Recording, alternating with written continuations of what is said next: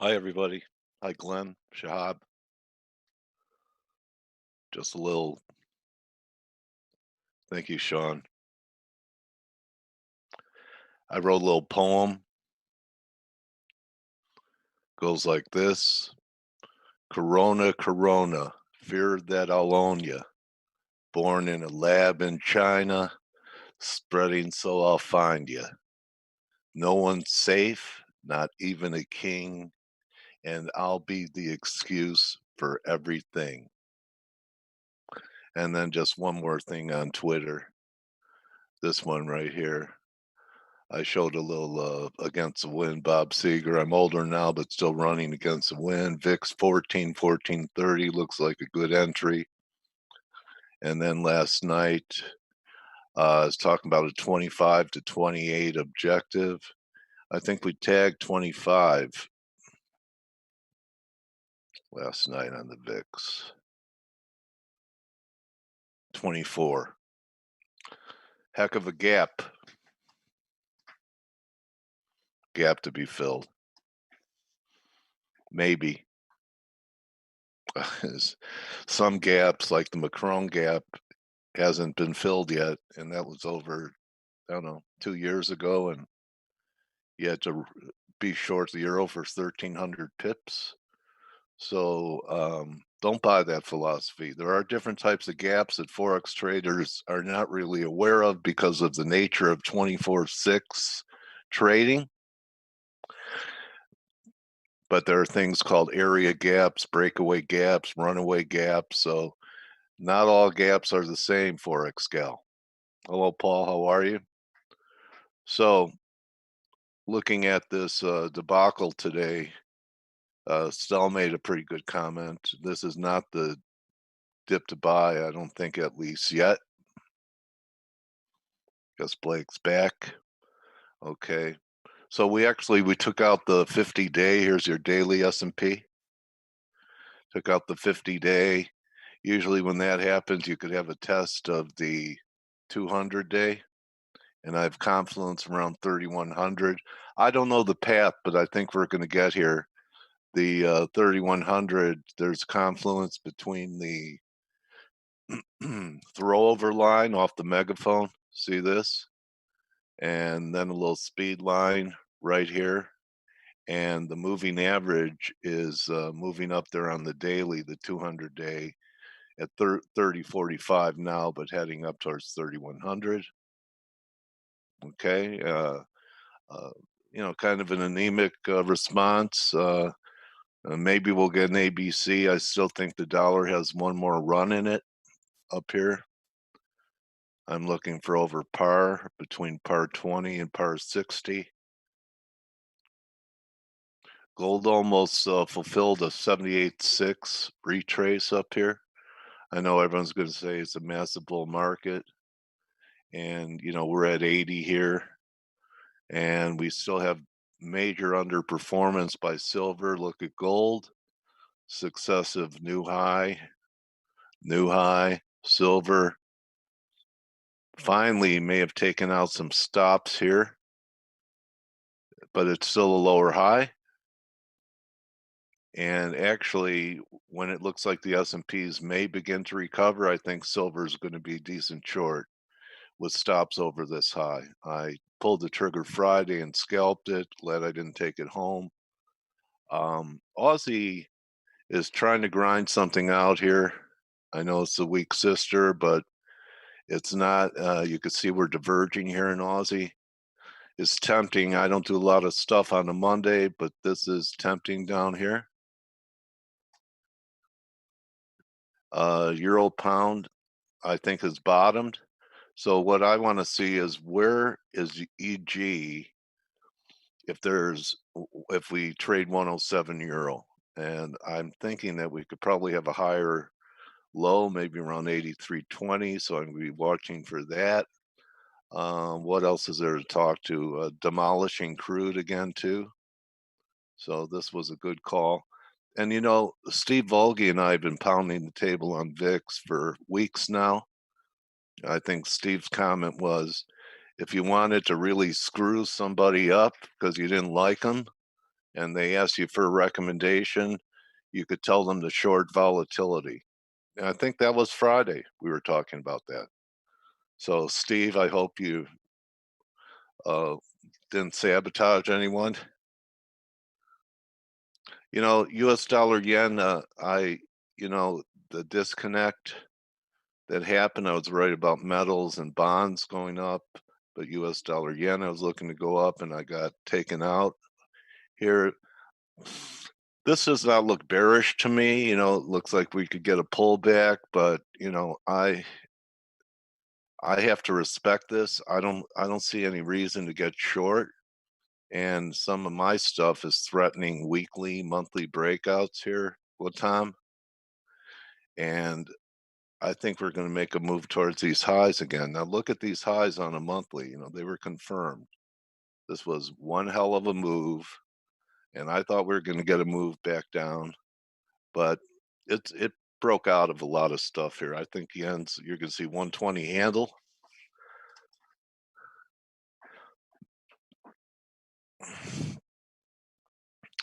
Yeah, I think that's what may turn the market is once we have a dollar peak. It's possible that, if we top in here this week or the next week at 100 and start heading down again, that could possibly coincide with a turn in risk. Okay, so Blake is back. He talked about it. We also talked about the Mexican peso at the bottom. And I remember saying to Blake down here, hey, Blake, USD MEX has a heartbeat and pretty good heartbeat.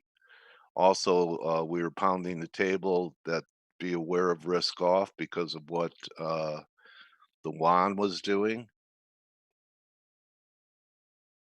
And the yuan is challenging,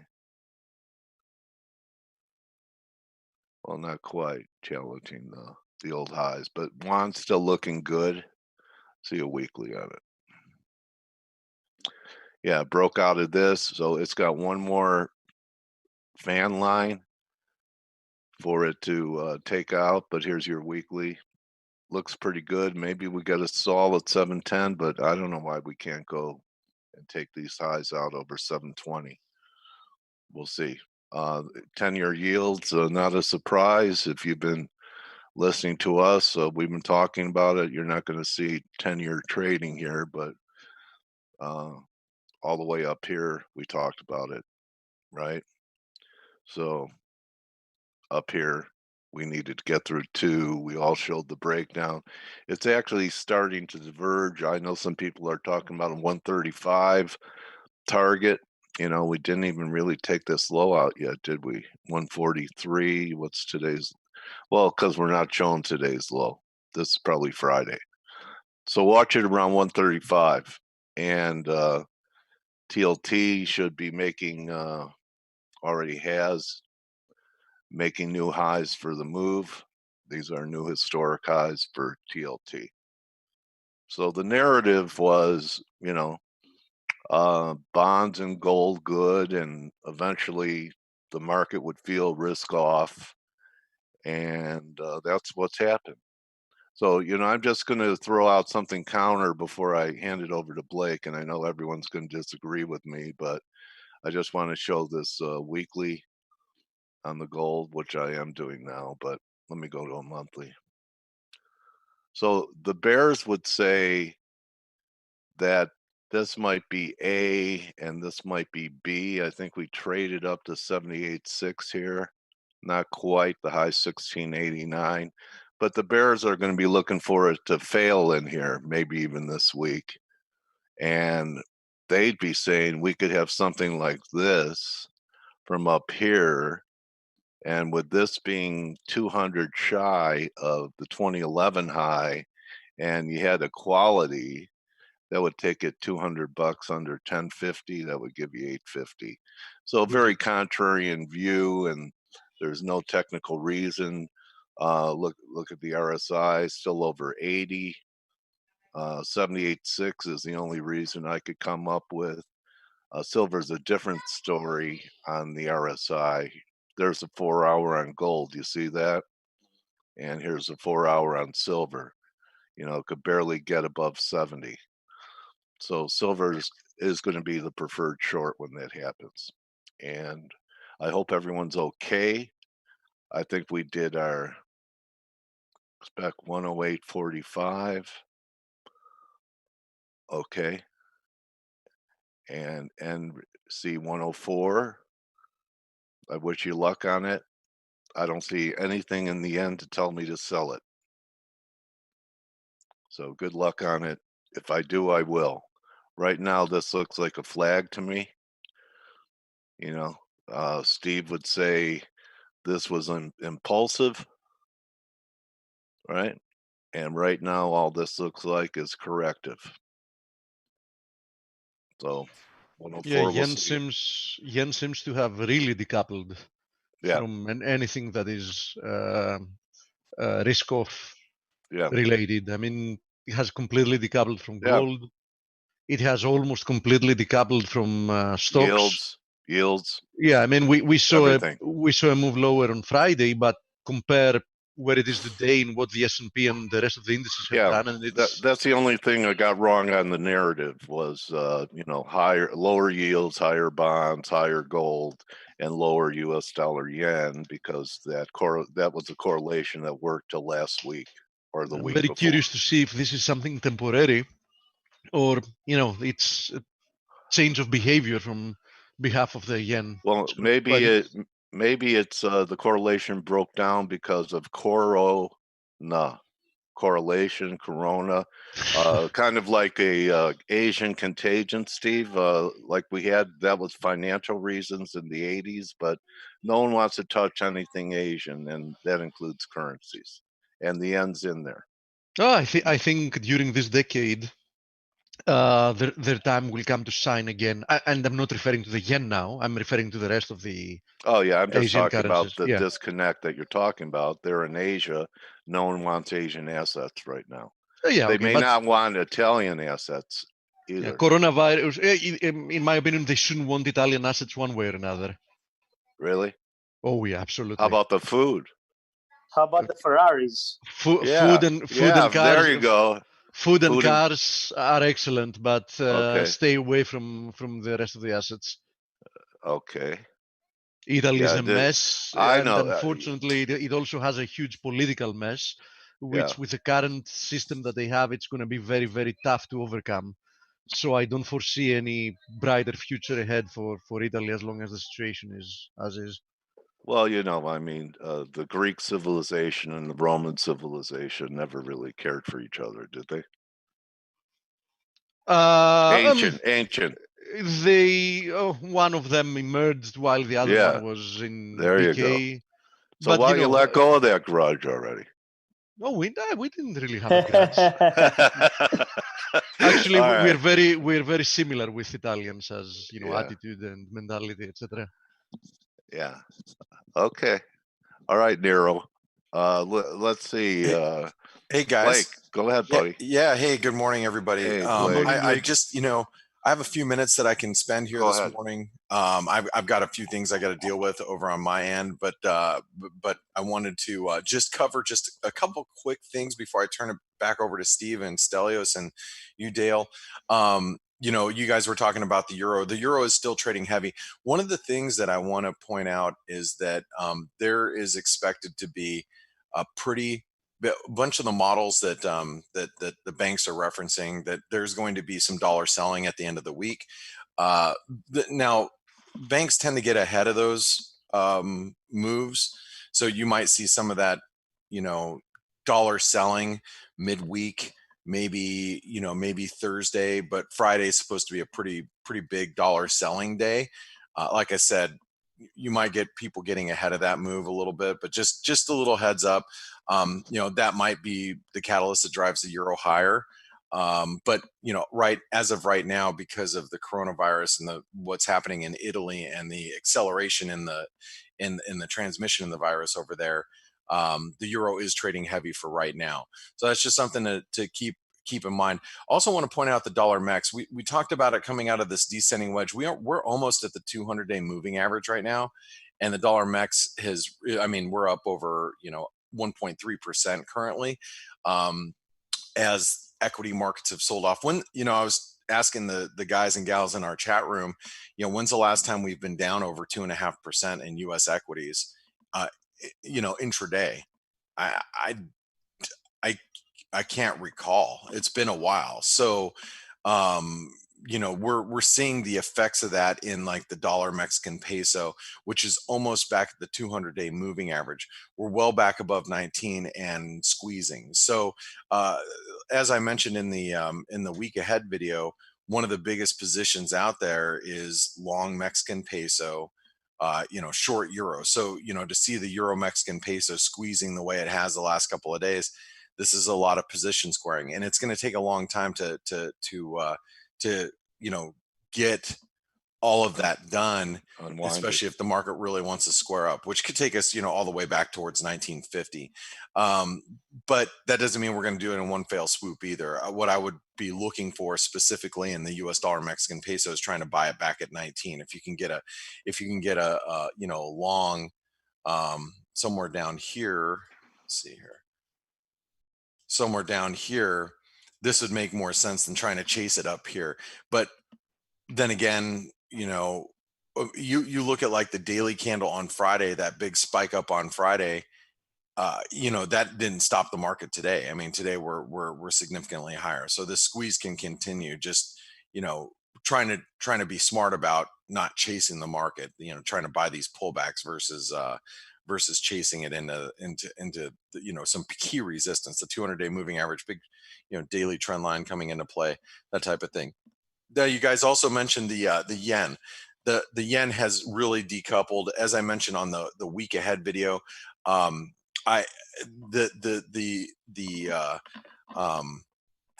Old tricks and ideas of the market will not die easily. I do think that the US dollar, Japanese yen, or the yen in particular it's going through a change where it's not going to be a risk on, risk off type of currency, but that doesn't mean that it can't be near term.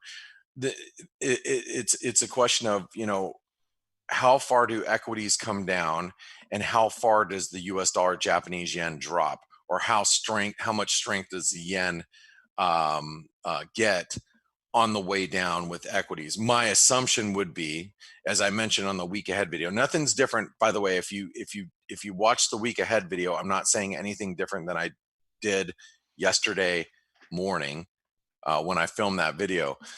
That if S&Ps drop, like, let's say 100 points from where we're currently at, how deep of a pullback is the dollar yen? Because now I think that the dollar yen, you've got to sell yen on these pullbacks, meaning buying dollar yen, buying euro yen, or whatever, however you want to express that trade. I think that's how you have to do it with the yen. You got to look to sell yen as it rallies. So as the dollar yen comes down, you want to be a buyer of that. The question is, again, how far do we get a dip? We're already starting to pivot at some pretty key levels here ahead of 111. I still think that we can drop towards 110.50. I would be a buyer down here if we can get towards 110.50 to 110. The question is, do we even drop down there? That's the question I'm asking, because I have no skin in the game when it comes to the yen. One of the other trades that I just sold my euro Canadian this morning at 143.90. I do think a break above 144 is bullish. If you guys recall, on Friday and Thursday of last week, I was long. I bought it down here at the 143 level. I sold it this morning. I am buying dips. The reason why I'm buying dips is because I believe that the dollar Canadian is going a lot higher. And now on Friday, we closed at 132.20. We opened up this weekend, on Sunday at 132.60. And we're coming out of this pennant. So I do believe we're breaking higher in the dollar Canadian right here. I believe this is going to happen eventually. So even though I sold my Euro Canadian, I am buying dips. So now any dip back down towards like 132.50, I'm a buyer. I'm just looking to, find some good places to be on the long side. That's what I'm looking for now, and we'll see if we can get a dip in this pair. I'm hoping we can, but we'll see. But that's basically what I'm looking at in the markets right now.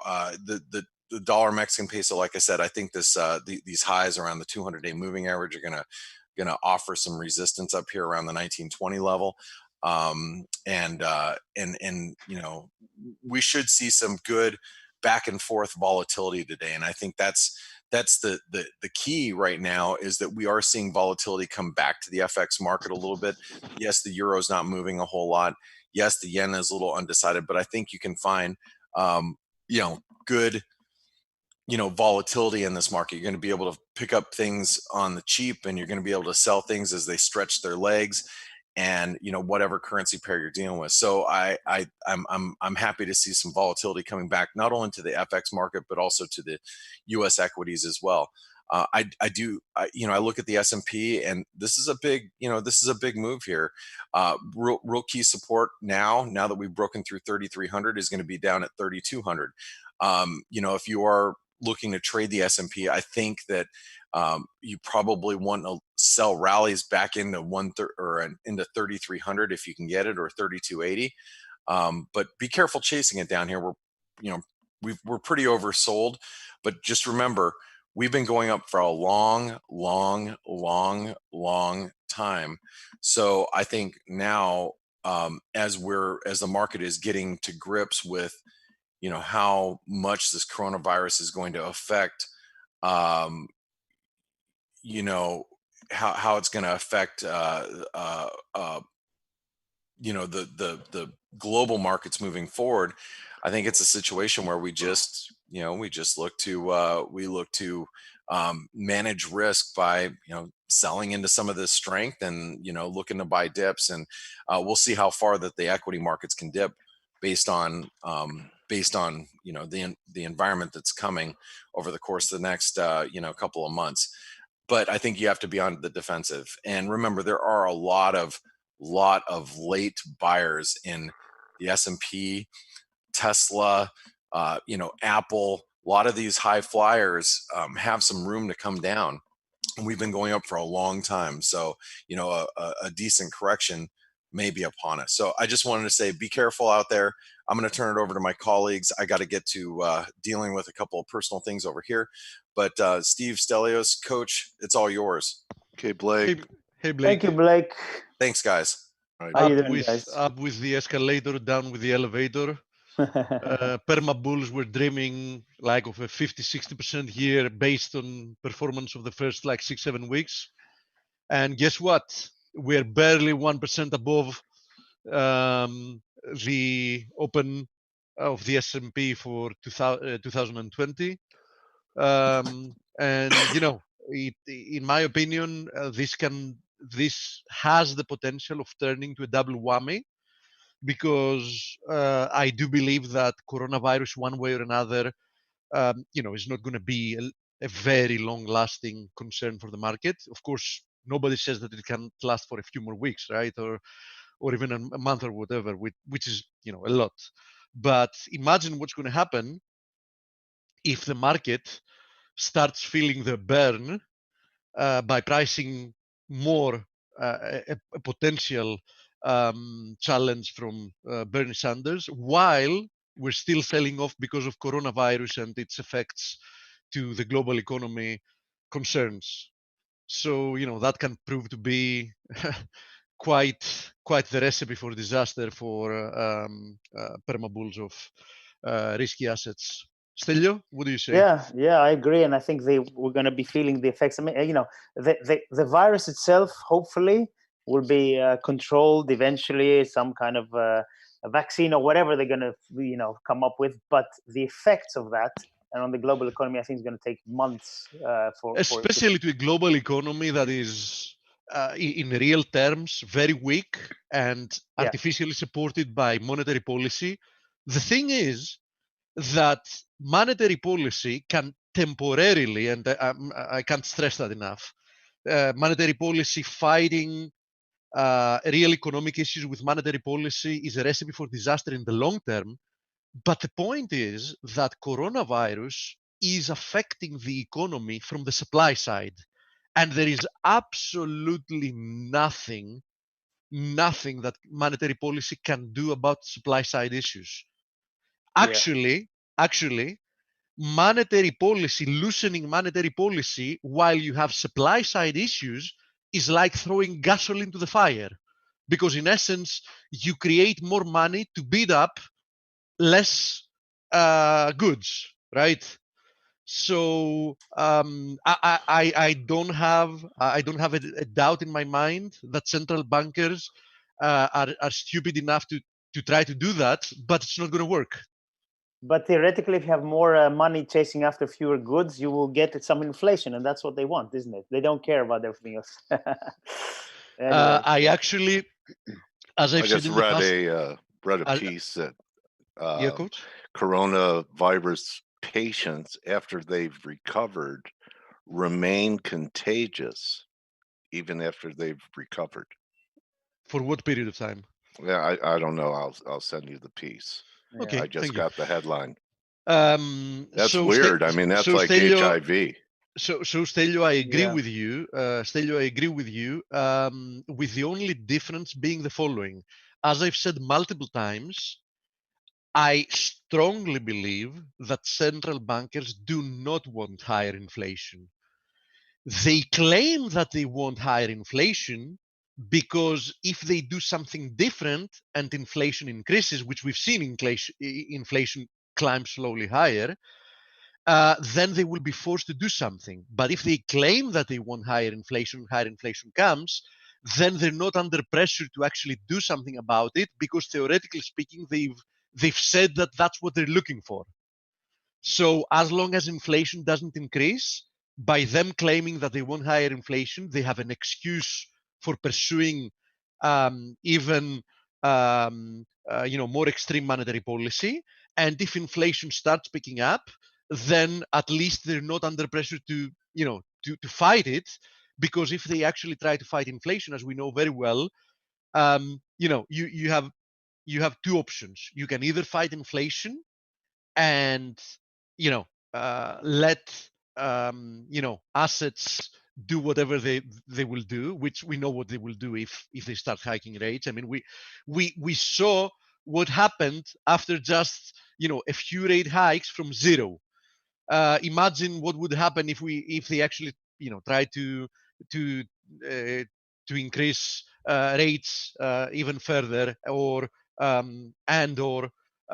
tighten monetary policy on other aspects like quantitative tightening, etc., even more. So they do say they want higher inflation, but I believe they don't. But they have to say that because it's a win-win situation for them. Other than that, I agree 100% with you.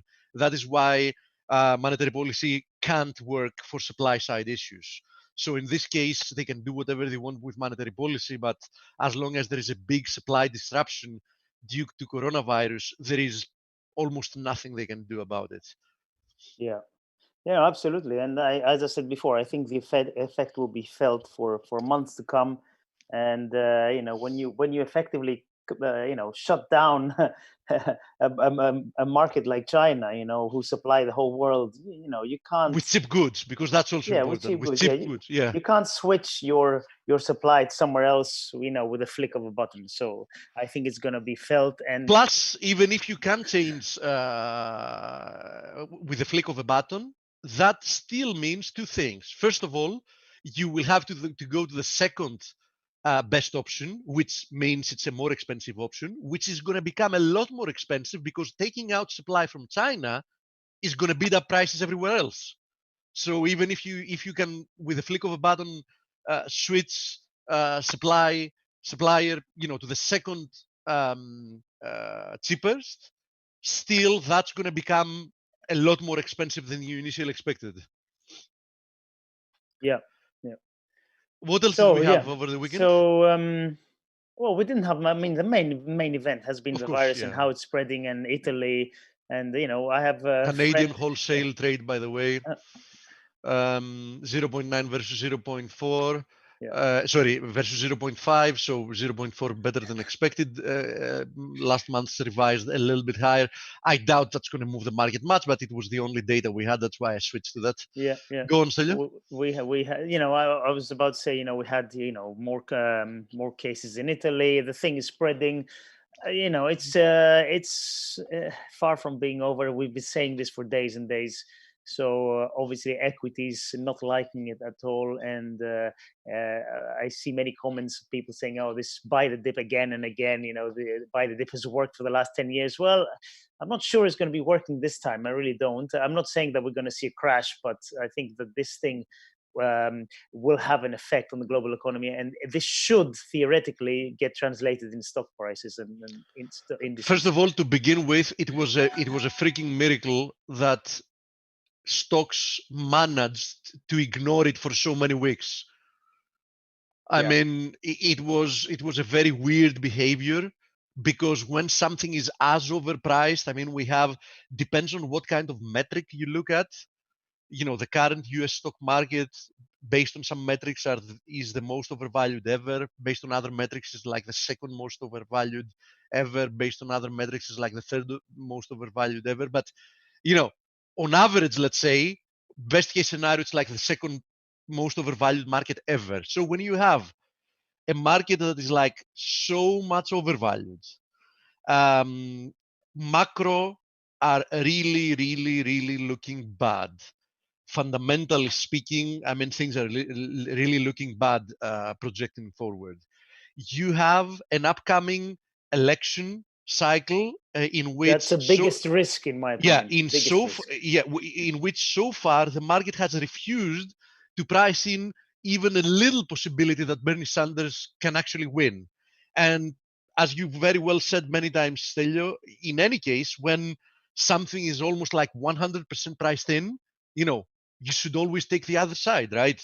Because even if temporarily the market starts believing that Bernie Sanders has like a 30% chance of winning, that should count as quite a big move lower, right? Now, add to that a huge, huge global event that's currently happening, which is the coronavirus, which, even if we assume the best case scenario, and I really strongly hope for it, because coronavirus is not like a financial event. It's a disease that has a toll in human lives.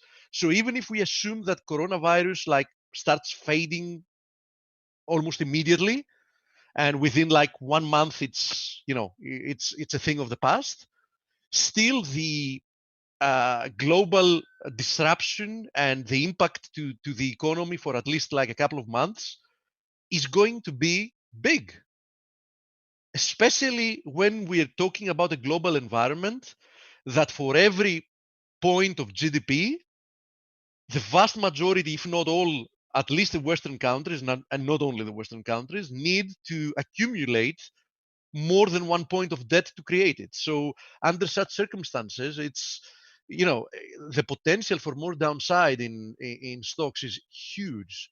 So as I was saying even last week, the risks are extremely asymmetrical. I mean, I don't know why somebody would want to own S&P at 3,400.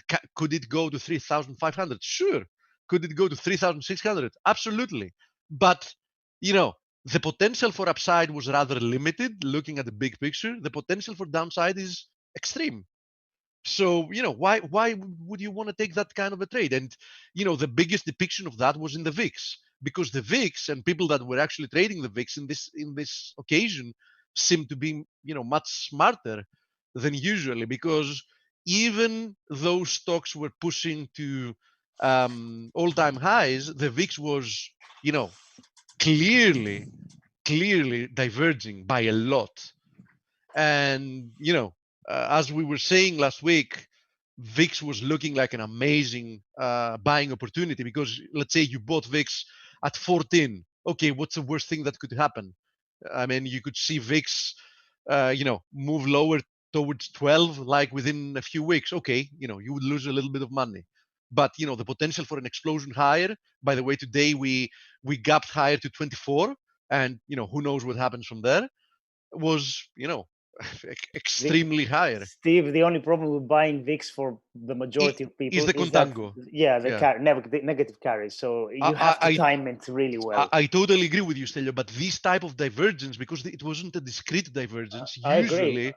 Usually 100%. Points to a quite, fast move. So, I mean, how much of a negative carry would you have to incur for holding it for like 10 days or 15 days? Oh yeah, nothing. That much, but absolutely right. Absolutely right.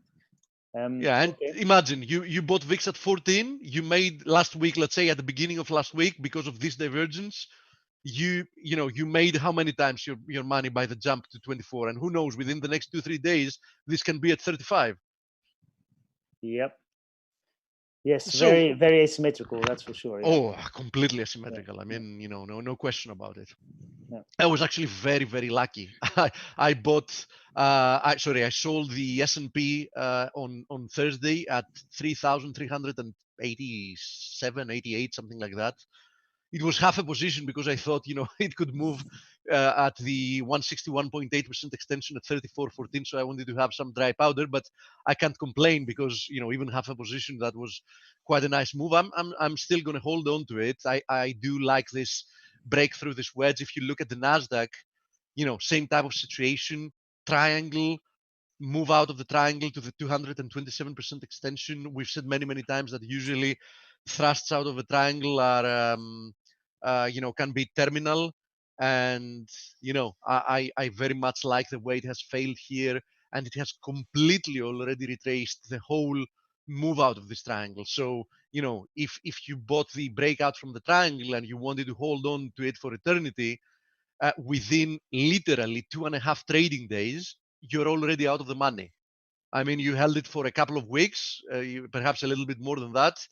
And somebody was happy that they made, by buying this breakout, 5.5% almost. And now they're more than 1% out of the money within 2.5 trading days. Not even 2.5 trading days, actually. So be very careful here. As I was writing earlier in our chat room, in my opinion, next downside targets for the S&P are in order. 3,210 is the first one. 3,160 is the next one. 3,120 is the one after that. And then we're going for 3,075.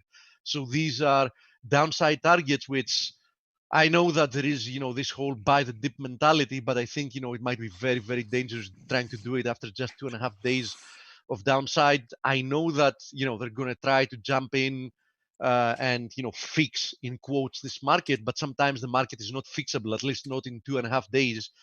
No matter what the plans protection team is going to try to do. So be very careful here. 3,210 is the next downside support. And, it seems very likely to hit that. And as Blake said, any rebound towards 3,300 is probably going to be a very good selling opportunity for more downside. Now, having said that, the DAX also suffered massively. I mean, the DAX has a massive, almost 4% down day to day. After breaking through for the second time, the first one was a false one through this ascending wedge. And probably this seems to be the real deal. It's even more scary if you imagine that this happened just after a few days that the market managed to break out and hold above all-time highs, this previous double top that we had here. Now, managing to break to all-time highs, then consolidating for 5, 6, 7 days, whatever that was, to all-time highs, unable to move much higher, and then breaking down in such a manner. I mean, today, we might have a 4% down day. Must be pretty scary for those that were, buying the breakout. So, things with indices look quite hairy here. So I would be very, very careful trying to buy the dip already. I'm still holding on to my, short position, and I don't intend to get rid some of it here. I'm actually willing to increase it to a full position at any decent rebound that we might see from here. Now, can this fail as a tactic? Sure, anything you do in trading can fail. But personally, I feel quite fine about it. Now, I know that a massive amount of people have been burned trying to sell the rallies in gold. But I'm sorry to say this, but this market is not one market you should be selling. Now, nothing moves in a straight line. Gold is going to have pullbacks. There is no question about it. Gold is going to even have decent pullbacks on the way, absolutely. But keep in mind that people were looking to sell this market based on sentiment, positioning, technical events, since we were like below 1500 and we're almost $200 above that. So, if you were trying to short at 1500 and at some point gold pulls back for $100 from, let's say, 1700 or 1733, I'm not mentioning 1733 coincidentally. It's a nice confluence of the 78.6% fib from the all-time high and the 261.8% extension of this last corrective move, this triangle that we had, its range. So let's say it sells even, let's say, $100 from 1733.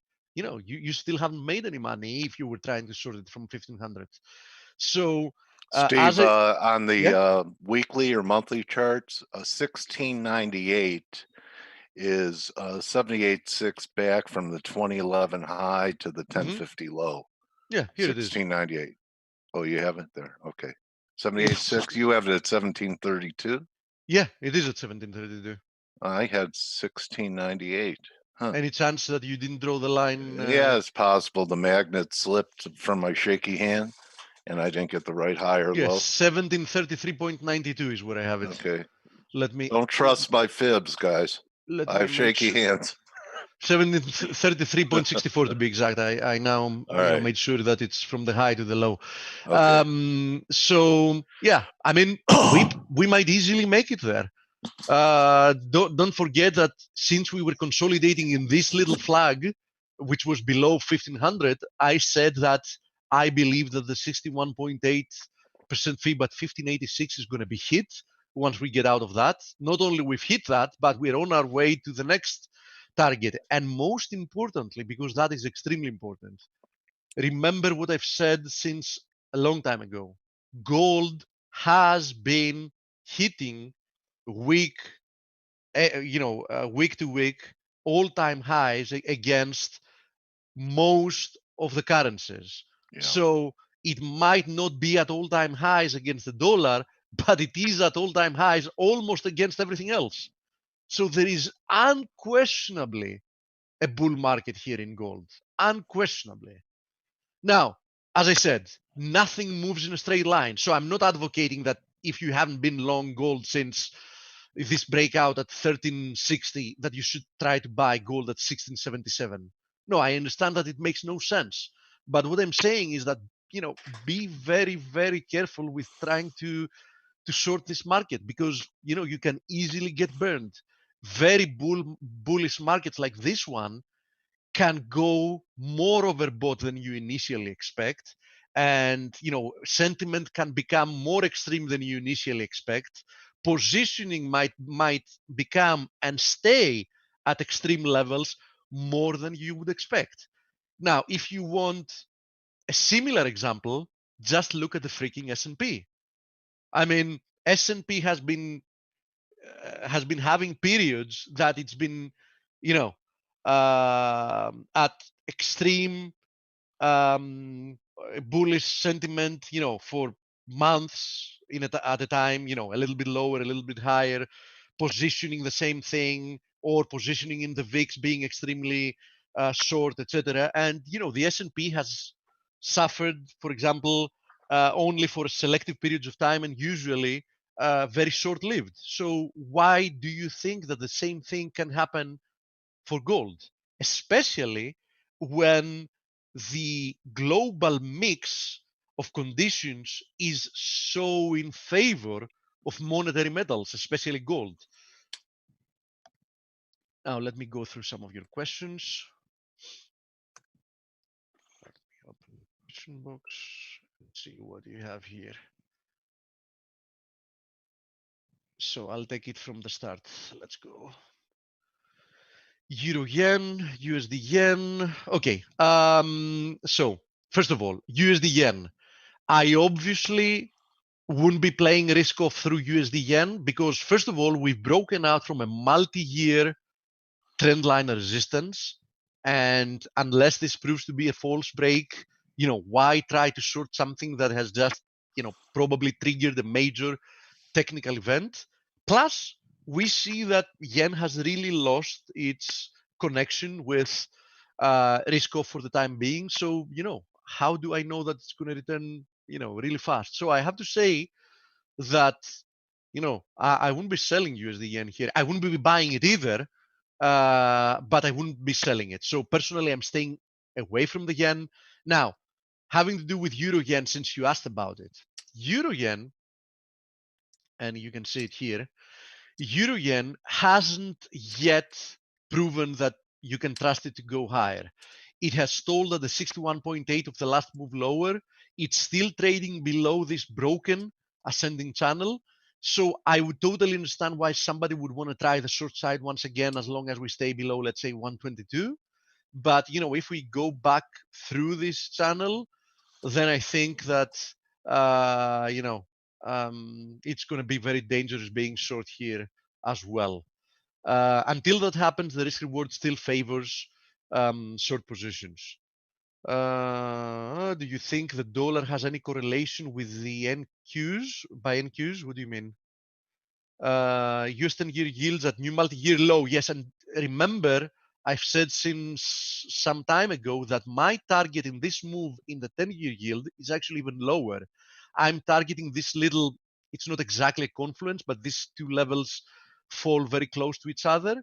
As you see, let's say it's roughly at 125. We have the 161.8% extension of this rebound higher, and we also have the 161.8% extension of that rebound higher. So, both of them, more or less at 125. One of them is 128. The other one's like at 124. So let's say 125, 126 is the average. Goodburn's looking for your 1.618, 109, 110.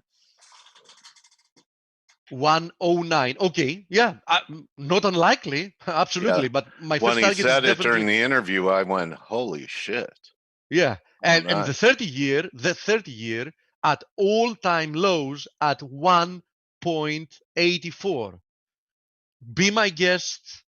Go ahead and loan short the bonds and lend money to the U.S. government for 30 years with a yearly return, which is already something like 0.6% lower than the reported inflation. And I want to stress the word reported. So, I mean, if there is one bubble, this is it.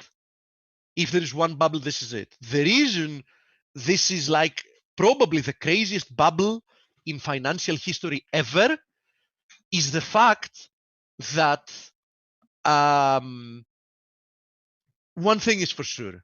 If you're buying bonds here, you're bound to lose money.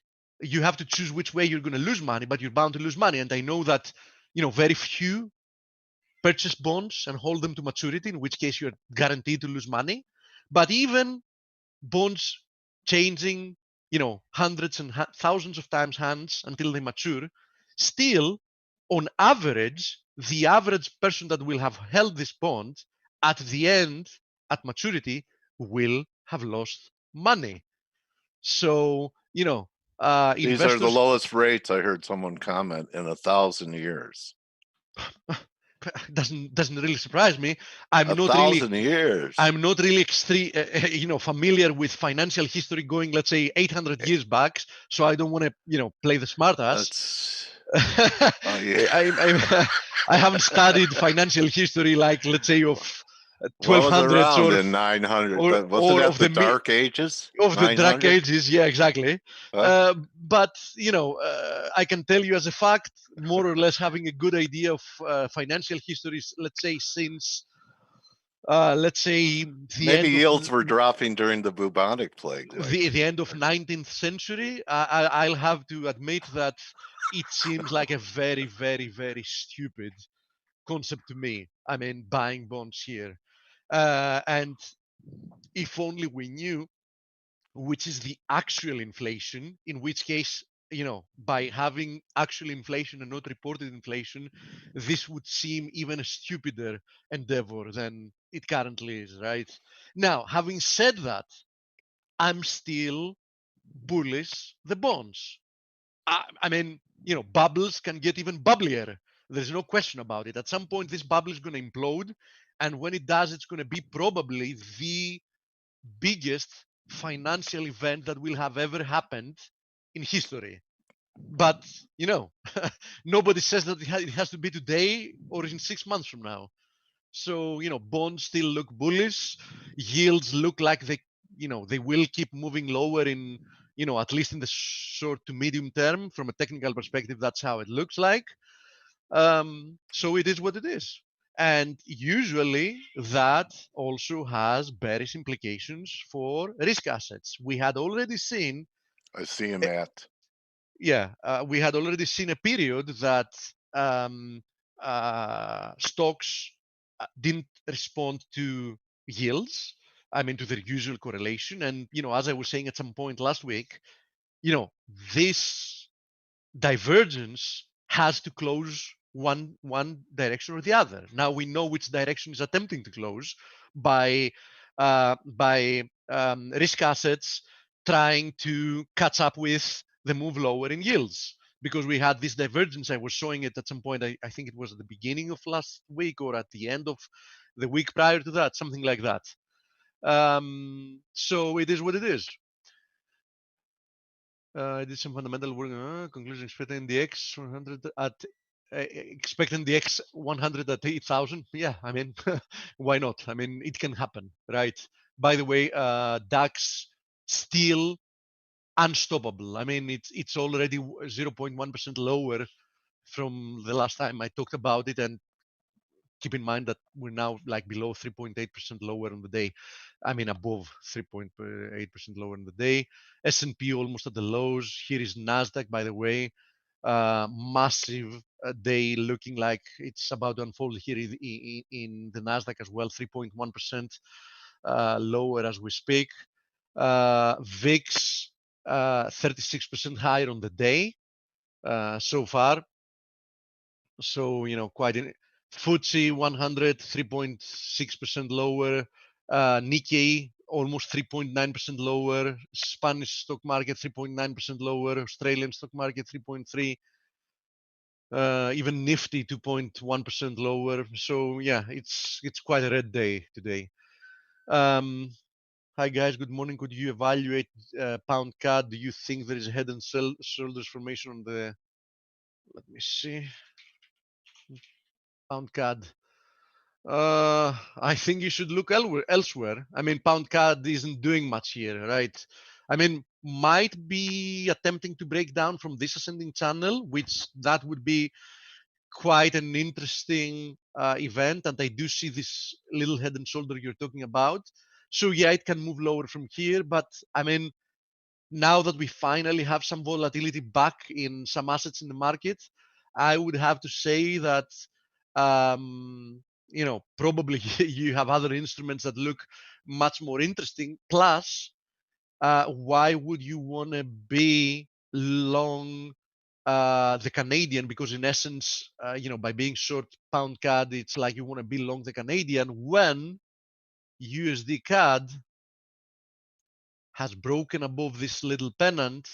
And if it also breaks above 133.30, which would mean that it's breaking above a formation that dates back to the end of 2018, that's going to be a very bullish event for USD CAD and a very bearish event for the Canadian. So I have to say that, okay, let's say it makes sense, risking a little bit here.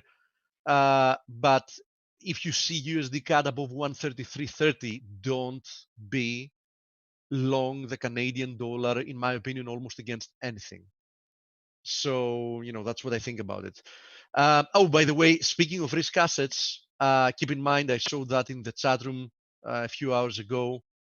Crude, as expected, seems to be failing here. And we're talking about a big failure here because look at this. Whoop. Didn't mean to do that. Okay, look at this. Rebound within what looks like a flag. And today indicates a big failure, especially if we close below this channel. You can be looking for new lows in crude towards 46.5 to 47.5. In that vicinity, I would be looking for the next support to be found. So crude, definitely big failure here. We had a warning at the end of last week when we retested that 54.50 area. If you remember, I was looking for crude to fail anywhere between 54.50 and 55.50. 55.50 was the 38.2% fib of this move lower. It failed at 54.50, and from what it looks like, I think it's going to be printing a lower low sooner rather than later. So having said that, because there is a question about the USD NOK, clearly, as long as crude is under pressure, USD NOK is not going to really be able to do very well. USD NOK at highs. Keep in mind, though, that the closer we get to this ascending channel, which dates back at the very beginning of 2018, so it's already a more than 2-year-old channel, right? This ascending channel. So the closer we get to this channel's resistance, the better the risk-reward ratio is going to be to actually take the other side of this, right? For something like this. So, start paying a little bit attention because, we're not that far away from this channel anymore, in which case I wouldn't be surprised at all to see like a big rejection from there. Percentage drop important. Sorry, to what are you referring, Forex Gal? I mean, which instrument? Feeling the burn, good one. Yeah, the stock market must begin pricing in higher probability of a Bernie Sanders presidency. Absolutely. And if you remember, we've kept warning about it since a month ago, that at some point the stock market will have to start pricing in even a small probability of that happening. The stock market refused to price in even a small probability of Bernie Sanders being the candidate and having some chance of winning. And, as I've said at some point, keep in mind that might be a vicious or virtuous, depends on which side of the market you want to be, circle. In which sense? If the market starts pricing in a Bernie Sanders win, not as a certainty, as a small percentage, let's say it starts pricing it in initially as a 20% chance, right? The market will have to start moving lower. The thing is that the biggest thing that Trump has to present is asset prices and stock market gains. So the more the market starts pricing in the potential of a Bernie Sanders victory, the worse the chances for Trump to win the next election are going to become. And then the market will have to price in a higher chance of a Bernie Sanders victory, which will again reduce the chances of a Trump re-election. So you understand what I mean? This is going to be a vicious circle. If it starts happening, then it might be quite tough to reverse, right? Because the lower the stock market goes, the lower the chances Trump is going to be elected, the higher the market is going to have to price in a Bernie Sanders' victory, the lower the market is going to have to move due to that. Because I think there is no disagreement, no matter how you view the markets, there is no bullish case scenario for the stock market with a Bernie Sanders victory. I mean, Trump supposedly is promising more tax cuts, both on on corporate and personal level. Bernie Sanders has said multiple times that he wants to increase taxation. That on its own is enough. Look at the global supply side of macrolide antibiotics, Zithromax, known as we can only treat so many patients. Yeah, that's a valid point as well, Scott. In Swiss, we have negative interest rates, so you get punished when you hold too much cash on the bank. Yeah, I know. That's why I have no idea why people in Swiss don't only hold gold, if you're asking me.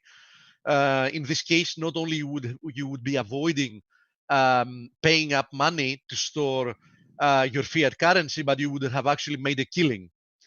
Thank you, my friends. Great input. Good to ask for the dentist. Okay. Have a good root canal and have a painless appointment. Steve, US market PMIs expose the fallacy that US is immune. Fed to cut rates by 50 BPS. There's no question about it.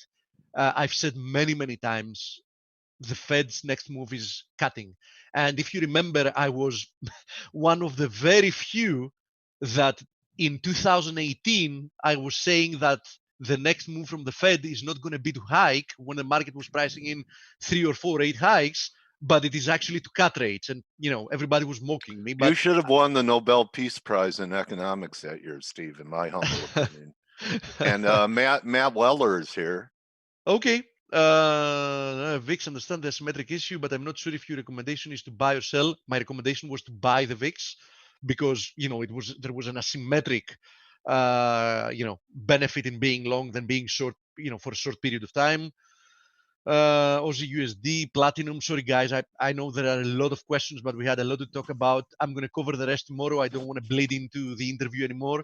Since you're hemorrhaging, you're not just bleeding, you're hemorrhaging into it. Okay, so be here tomorrow and we're going to cover the rest of the questions. And of course, for Forex Analytics members, we're always going to be in the chat room. And if you're not a Forex Analytics member, now that we have some nice volatility, this is your opportunity. Go sign up.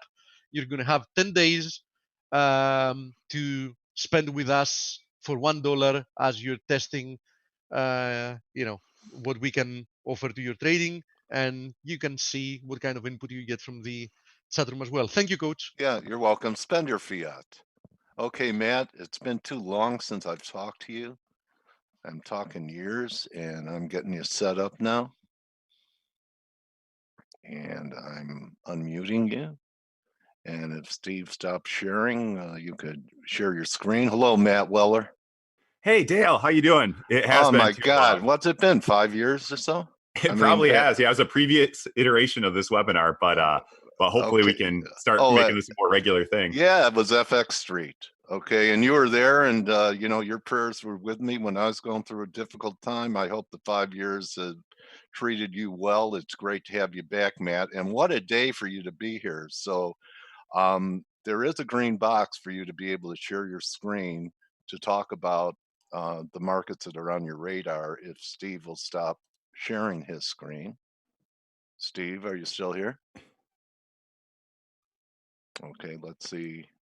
Yes, Coach, sorry. I'll stop sharing. Okay. There you go. That's okay. Okay, so Matt, there's a green box. If you hover your mouse over the drop-down menu that says share. Yeah, working our way through my typical technological inability. There we are. All right, you guys see me here? Yeah, there we go. So let's start off with the dollar in the face of what's been going on here. Take it away, Matt. Tell me what you're seeing here. I always liked your clean charts. It's all really sticks and moving averages, right? That's what you use. Yeah, absolutely. I think a lot of traders go through different journeys with their charts, but the one that kind of works for me, and I think I've seen a number of other very successful traders do, is you learn about all these indicators. You don't want to miss anything, so you start slapping on RSIs and MACDs and stochastics and Fibonacci's and Elliott wave counts. And at a certain point, you just have so much on your charts that it can kind of overwhelm the signal at the end. You're never going to get every indicator in agreement. And even if you do, that doesn't guarantee a successful trade. So I've kind of switched back to simpler, cleaner charts, and that's worked for me and maybe some of your traders. Yeah, that's a problem. Analysis paralysis. You're right. You never get everything to line up. It's all a probability game. So what are you thinking here, Matt? We've had a nice run in the dollar. People have talked about the dollar entering the bear market several times, and the dollar always bounces back. Do you think that par is in the cards here? I do. I do. Okay. I'm relatively bullish here on this is the dollar index, of course. Right.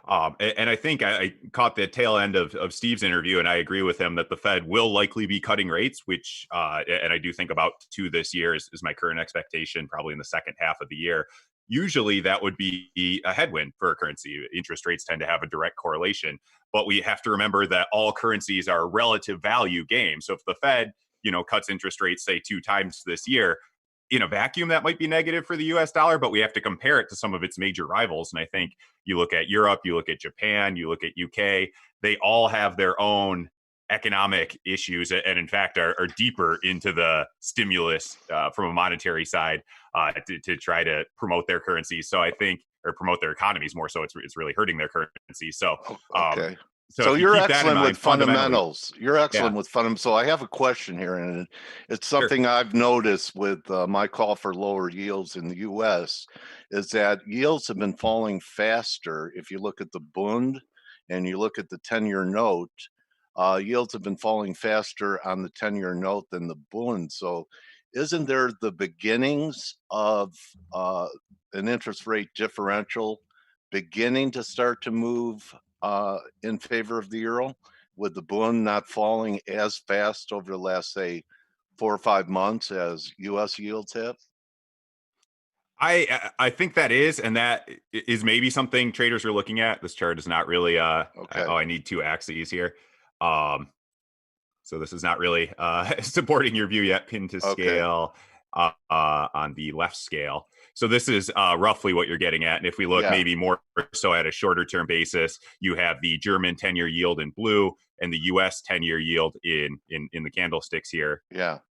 So they've been keeping relative pace. I do think your point is well taken that on a very short-term basis, there are some differences there. But as we look at it, all these major central banks have to cut interest rates. So I think the lackluster growth in Europe and the fact that they're already at the lower bound, there's only so many tools in a central bank's toolbox, if you will. And Europe is already like reaching deep in there and using some of the least effective tools, in my opinion, things like extreme quantitative easing with no end, negative interest rates, whereas the Fed still has a little bit more ammo there that is more likely to be effective in stimulating the economy if it comes down to that. So for that reason, that's kind of the fundamental appeal of the US dollar. So it's kind of like a catch-up move in the US to what's been happening in Europe for a long time. Yes, exactly. That's my view is the as much as it doesn't feel like it, the Fed in the US has been a little bit, I don't want to say ahead of the curve, but maybe ahead of some major rivals in terms of addressing this very slow, stagnant recovery from the great financial crisis. So some of these tools have been at least moderately effective in the US, whereas, Japan and Europe have been perpetually even further behind the curve. So maybe transitioning back here to the US dollar index, this is a daily chart, and the key level I'd be watching at this point is around, and I've got the wrong scale on here, regular. Let's just remove this scale. Who are you working with nowadays, Matt? This is a good chance for me to plug. So I am the global head of research at Gain Capital, which of course is Forex.com in the US. And then we also have Forex.com brand in other regions, as well as City Index. So I've been here on and off for 10 years. Thank you. Yeah. You were a young guy when I first met you. I know. Yeah. You're catching up to me. Yeah, I'm chasing you down in gray hairs. We just had our first child, so I've been getting gray hairs at a record pace. Your best long-term position trade? We'll see. Maybe not financially, but she'll be picking my nursing home one day, so I think it's got good benefits. Good one, buddy. So yeah, the key level I wanted to highlight here on the dollar index, 99.40. That was roughly resistance that we saw back here in September and October.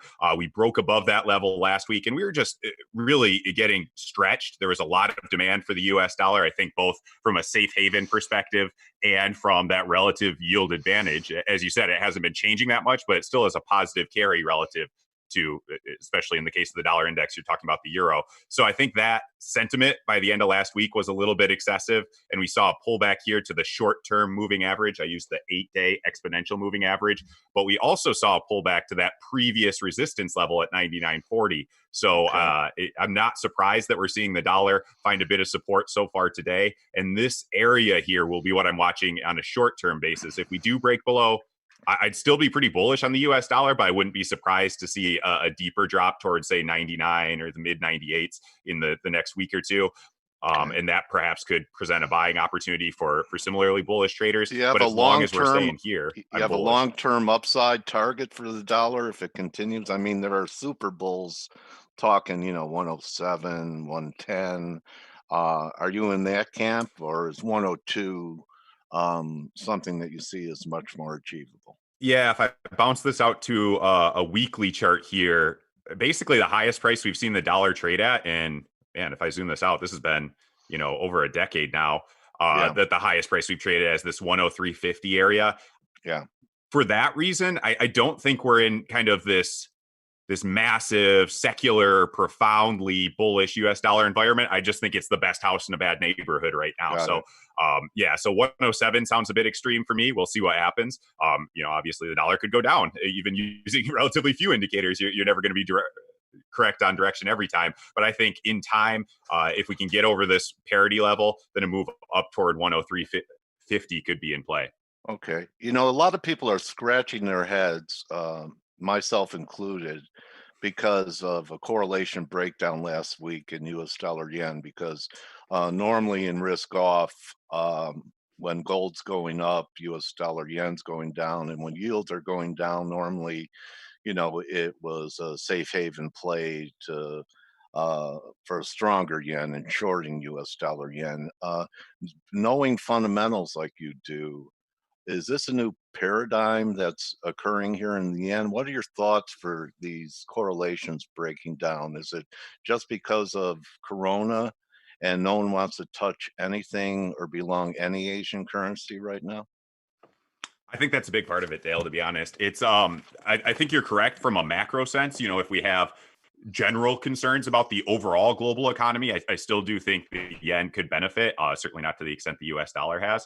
But what we saw last week was that the fears went from global to specific idiosyncratic fears about the Japanese economy. Last week, we had that, I think it was a minus 1.6% quarter over quarter GDP reading. So that's projecting over a year. If we saw that continue to be a minus 6% contraction in Japanese GDP, this is the third largest economy on the planet. Like, this is really massive news. And it was likely caused by temporary factors, a sales tax increase. In fact, the last time we saw such a big contraction in Japanese GDP was back in 2014, the last time they raised sales taxes. But then we also saw, in addition to that fear, pockets of coronavirus popping up in Japan. So if that starts to metastasize, if it leads to the sort of factory shutdowns for a very heavily manufacturing oriented economy in Japan that we saw in China, then that's, I think, what spooked traders when it comes to Japanese assets, and including the yen. That was more than enough to overcome the broad macro safe haven bid that would usually be going to the yen.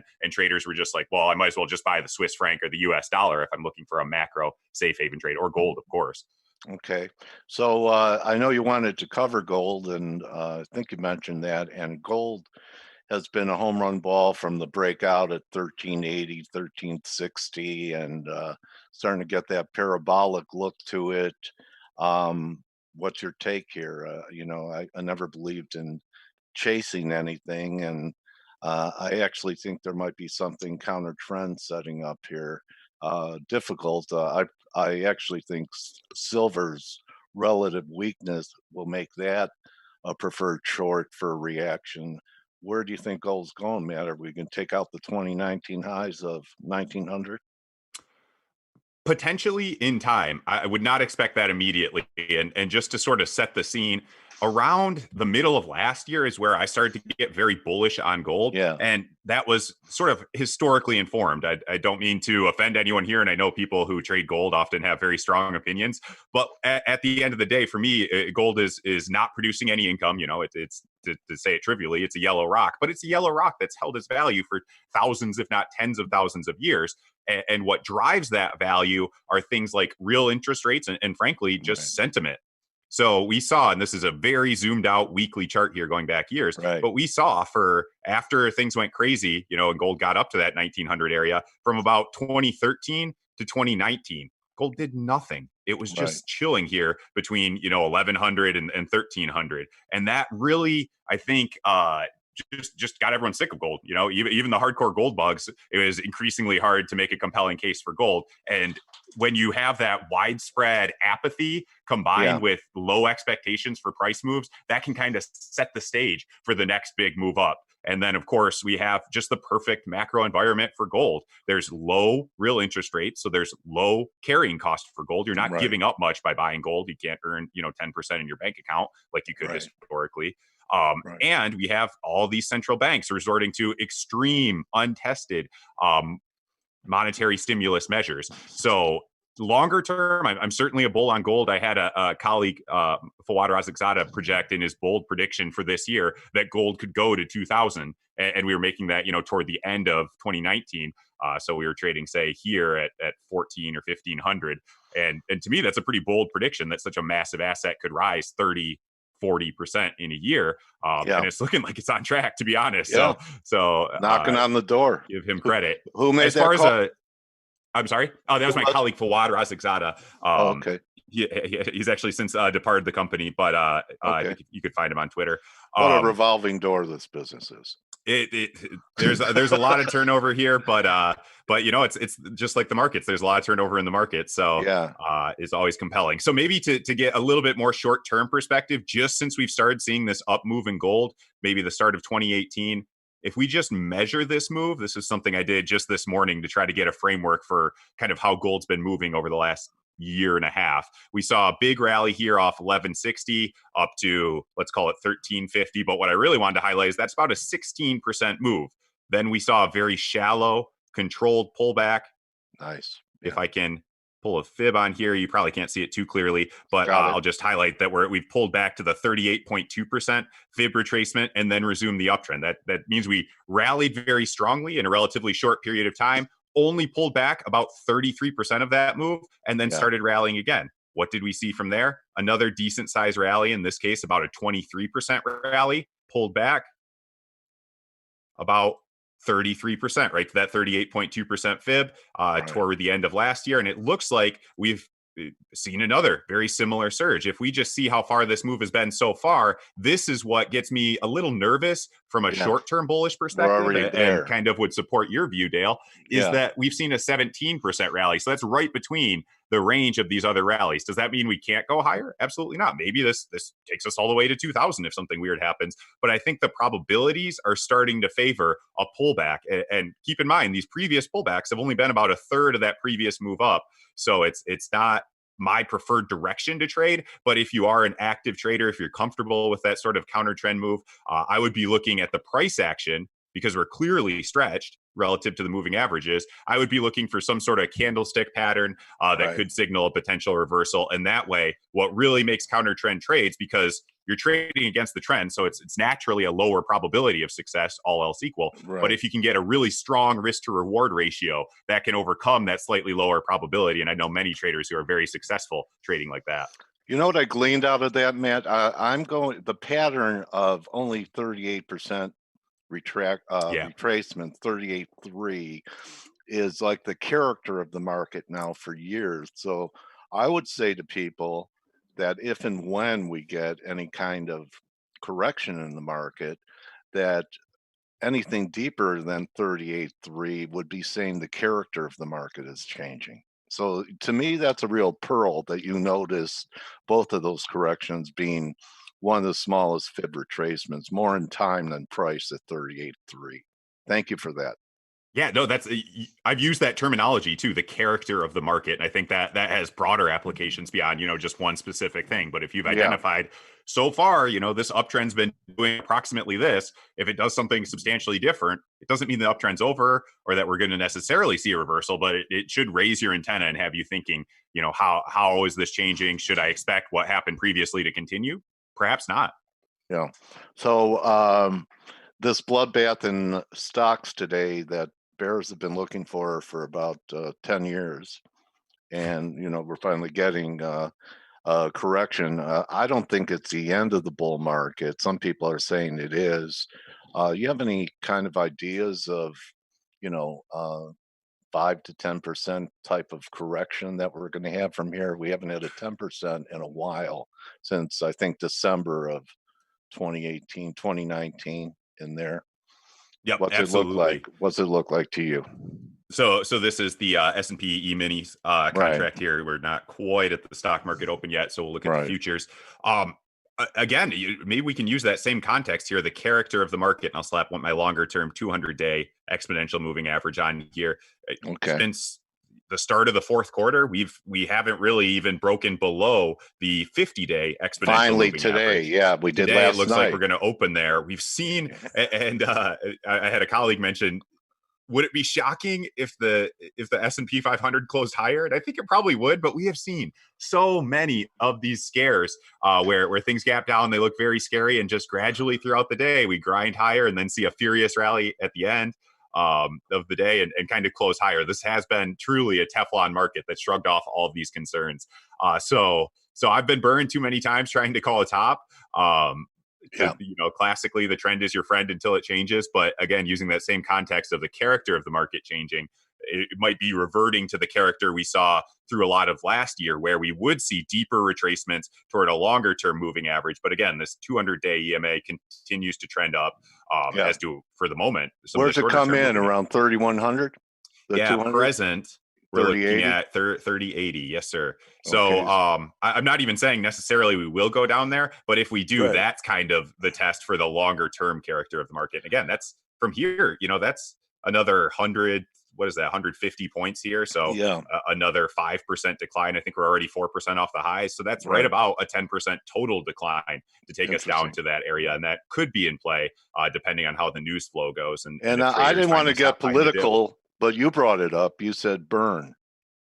Oh, you said you got burned. I thought you were talking about Bernie Sanders. I hopped on for... you have the burn?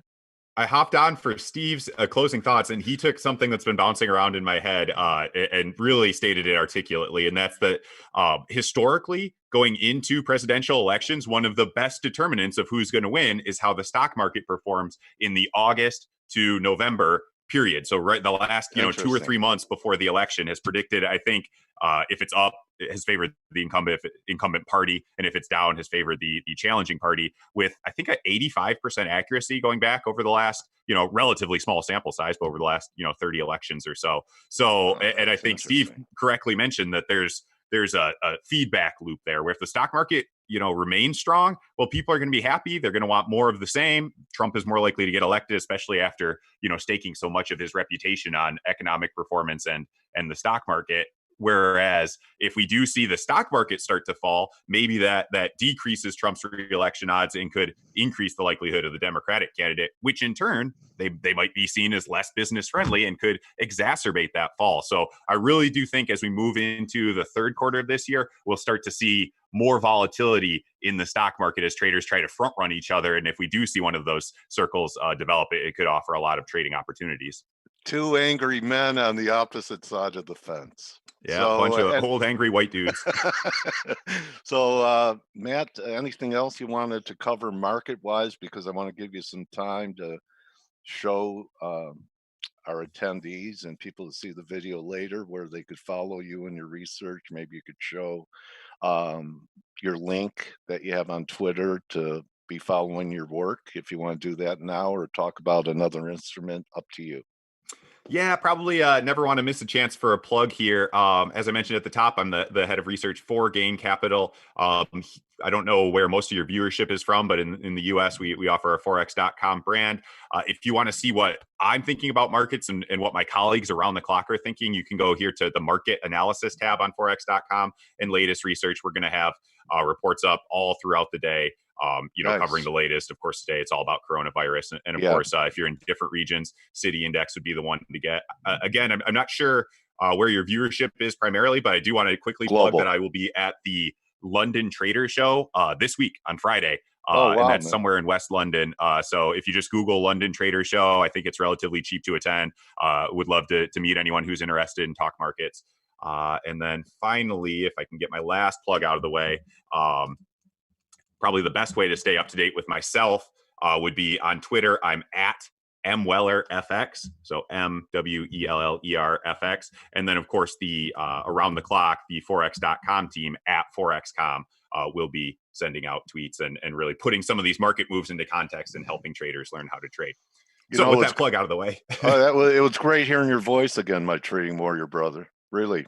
Absolutely. Yeah. I'd love to be back on one time. If I can just mention a fundamental factor that I think will determine a lot of what happens here with, for instance, the S&P, with the dollar, with gold, some of the major things we've talked about, it would be coronavirus cases, obviously, but it would be specifically ones outside of China. I think the markets kind of determined that the cases in China are being treated seriously.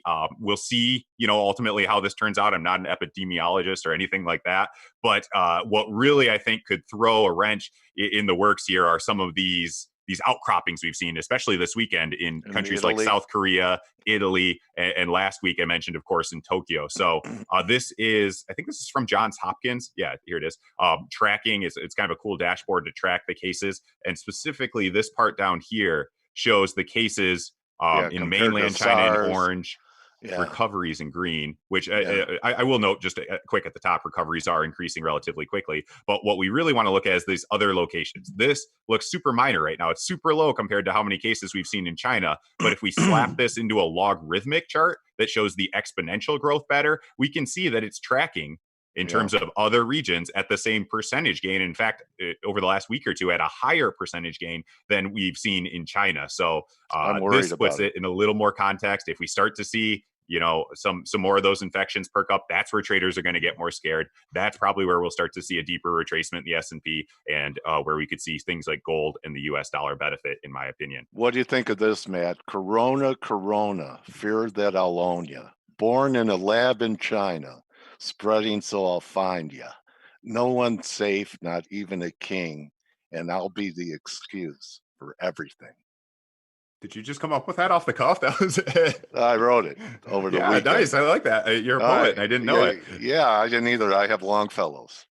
Anyway, Matt, really great talking to you, and let's try and make it every month or so that you come back and share what you're thinking and your clean charts and great fundamental views. Thank you for edifying faith today, Matt. Will do, Dale. I'll reach out and we'll try to get a more regular thing going on moving forward. Thank you, and best of luck with your trading, everyone. Good hunting, Matt. Everyone, Matt Weller. And I want to thank Matt for being with us. We'll see everyone for Turnaround Tuesday, and be safe. Good hunting. Adios. One more thing. Don't forget, don't just count your pips, count your blessings. See you tomorrow. You're welcome.